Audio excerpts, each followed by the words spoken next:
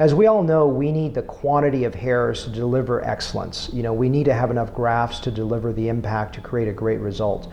However, one thing we don't talk enough about is quality.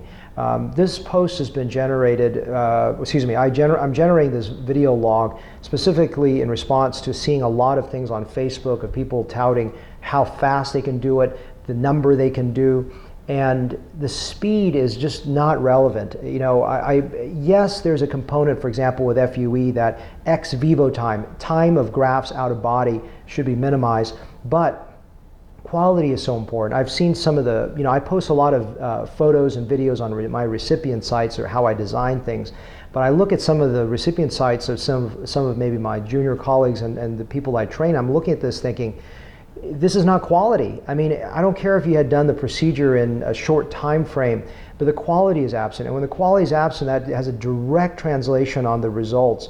So, I'm not into a factory.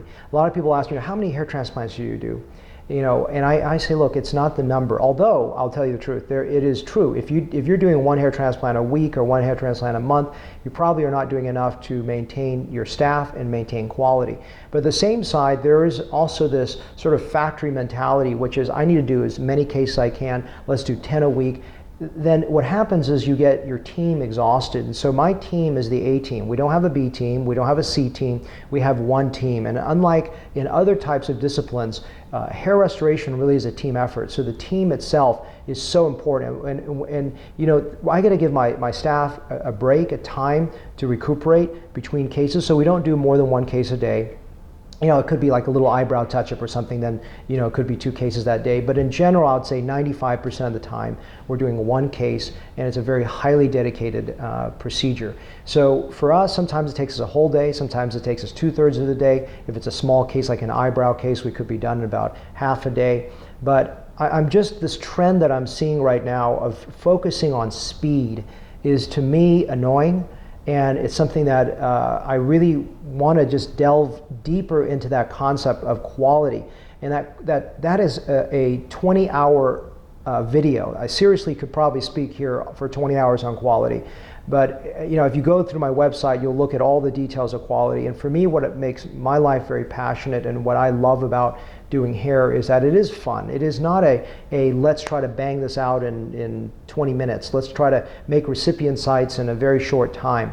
I love the active designing because the active designing requires multiple levels of cross-checking and making sure you're doing it right. I can't do recipient sites in 10 minutes. It's just not going to happen. It's not going to happen for you, and I don't want to do it that way. So when I'm creating my sites, let's focus actually just on that one element, because quality control, I can talk about hair curl, the placement, I can talk about my sites, hairline design, matching the aging, matching the face. I can talk about the donor harvest in terms of quality for another 20-30 minutes, and I'll make videos separate to that. But I want to just focus on one tiny element, and I think it's spurred on by the idea that when I'm reading these posts about, okay, I can do recipient sites like in a blink, that disgusts me. It makes me sad, and I want to explain to you why that's the case.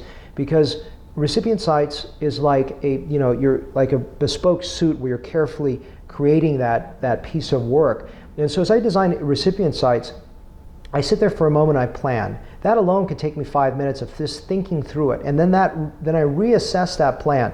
Is that going to fit this landscape of what I'm wanting? I wet the hair down. I'm looking at the hair wet, making a decision. Is this going to stand up to wet hair versus dry hair? Then I'm making a decision in addition to that, okay, how is this going to age for the patient? And I'm looking at all these miniaturized hairs, making a decision, is this going to work well for this patient? And then I start my design work. As I start to design, I'm looking, okay, is this good? Is this too close? Okay, I need to make these a little bit more separated. Okay, what will work well with these coronal sites? And then after I've made a little pattern, I go back and take a look and make sure that my number counts are going well, that my design, especially when I'm doing a mega session going all the way to the crown, that I don't run out of grafts, that my counts look on target. I'm checking back with my staff to make sure that their number counts are going well, so we're doing well. I'm looking forward at, okay, are there little holes here? I've got to cross-check those little holes and fix that. So my bottom line with this is quality over speed.